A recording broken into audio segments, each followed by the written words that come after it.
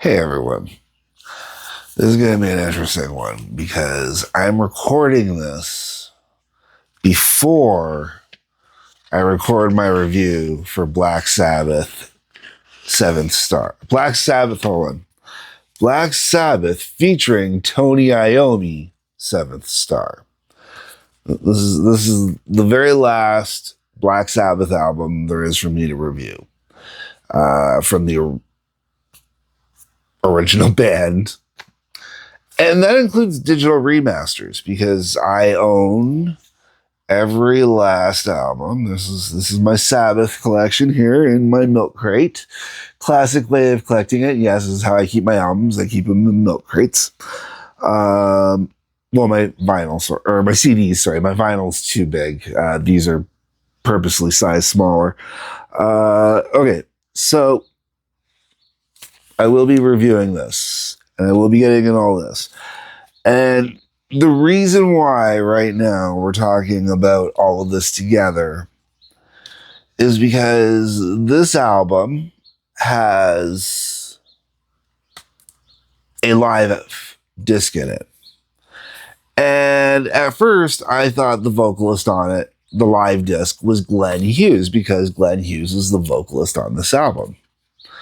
And then I found out it wasn't Glenn Hughes. It is... Oh, I should have had this ready. My apologies. Ray Gillen. I have no idea who Ray Gillen is. Didn't look it up either. I thought it was Glenn Hughes just on a really bad recording because the recording on the live album, which I'll get into in more detail when I record my review for this, it sounds like it's got the sound quality of Rush's All the World's a Stage or Exit Stage left. Like it's really thin, and Ray Gillen's vocals are very kind of Geddy Lee-like in the beginning when he starts singing and whatnot. Not in a bad way where he sounds like Geddy Lee, but in a way where it's very thin sounding, which is why I blame the recording.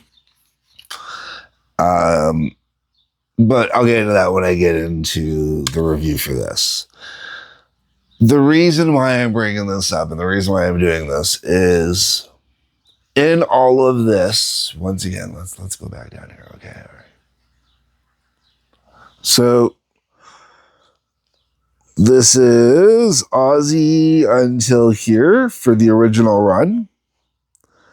And then you've got 13 over here. Okay. So that's all that. And then you've got your Dios. Let's see, and there, and that includes Heaven and Hell. All right, that also includes this deluxe Live Evil. All right, and O'Domini. This is the Tony Martin years. Okay, large set, 4 albums, all covered, remastered. Okay, Glenn Hughes 1. This one here, Born Again, which I absolutely think this is an underrated album. Born Again is Ian Gillen from Deep Purple. Okay. Now, why do I mention these vocalists? Okay. There's a live album that comes with this, with Ian performing both Dio and Sabbath songs, both Dio and Ozzy Sabbath songs. On the Dio ones, you've got Dio performing Dio and Sabbath songs, or Dio and Ozzy songs, okay? Some of the Ozzy ones, you obviously got Ozzy performing them. And then you got the actual Sabbath reunion album with Ozzy, okay? So, And then this one here, you got this Ray Gillen guy who was just a last-minute substitute who has got performances doing these Sabbath songs. And then you got Tony Martin, who was on 4 frigging albums. Tony Martin, 4 albums. No live albums. Tony Martin has been so horribly and unjustly treated in the remasters. How is there absolutely no live material of Tony Martin released?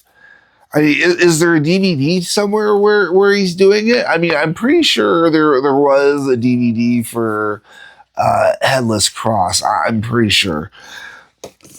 So why was it not included in the Anno Domini? Why did they not get the audio tapes and put it under the Anno Domini? Maybe I'm wrong. Maybe there wasn't a live album for Headless Cross, but I thought there was. Pretty sure I remember carrying it at Zeller's, the evil corporation, and not yes. Whenever I talk about the evil corporation, when I say I worked for the evil corporation, I worked for Zeller's. And I actually worked in their home entertainment department for quite a long time until they started treating me badly, and then things went downhill fast. There's a reason I call them the evil corporation.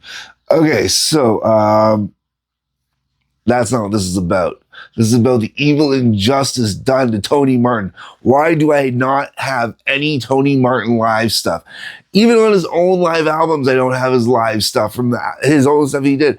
But I mean, the dude has been so unjustly just kind of swept under. You know, everybody bitches and says that, you know, Dio should have got in. Yeah, okay, Dio should have got in with Sabbath. I will wholeheartedly agree with that.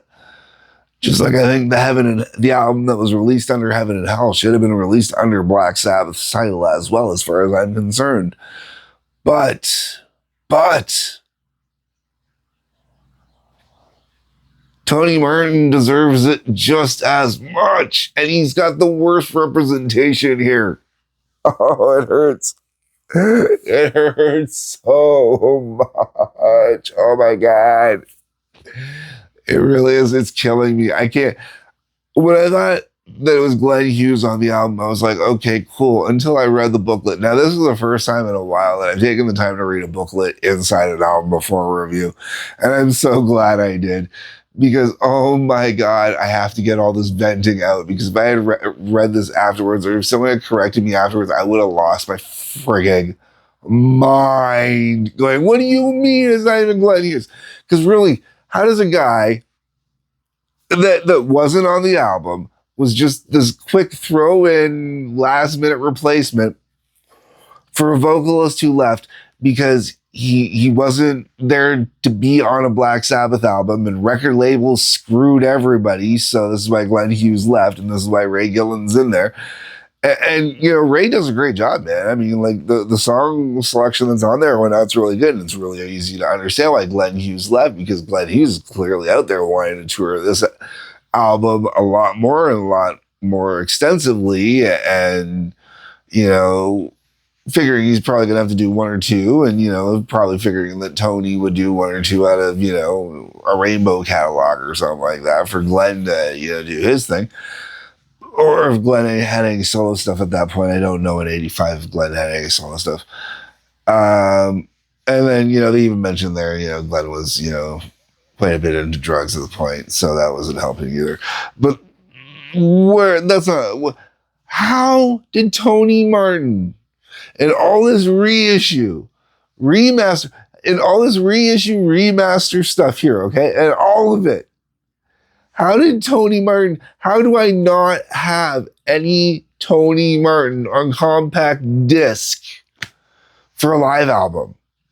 Like, what the flying? It is. It's a great injustice. The Tony Martin injustice, man. Like, Mr. Iommi, please, next year, all right, next year, for guitar, or I think not guitar, for Record Store Day next year, or they do one in the middle of the year now. I think they do 2 Record Store Days a year now. I don't remember 100%. But for the next Record Store Day, if possible, if there's time, could we please get a Black Sabbath album a live Black Sabbath album with Tony Martin. And realistically, I think he's owed a double live at this point, you know, like Headless Cross. I think it was the Headless Cross tour, you know? I mean, and I'm good with that because that was a really good album.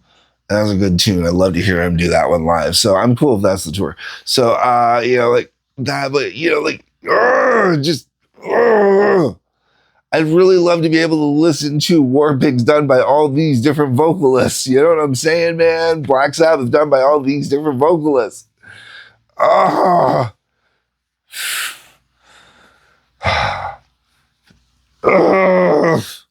So painful. Okay. I don't know if I'm going to release this before or after I release the review for Black Sabbath featuring Tony Iommi 7th Star. But I had to get this out of my system first to be able to do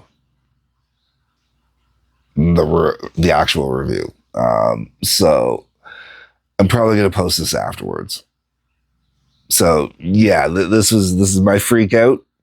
This is my big freaking meltdown over the unjust treatment of Tony Martin during the release of the reissues, the remastered reissues, and not a single damn live. You could have easily fit an extra disc in here. Easily. Okay? There's only 4 in here. Okay? Yeah. Look at all the space. You could have easily put a double album, a double live in there.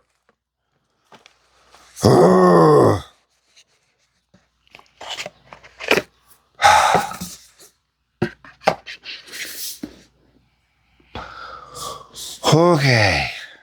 Okay. All right.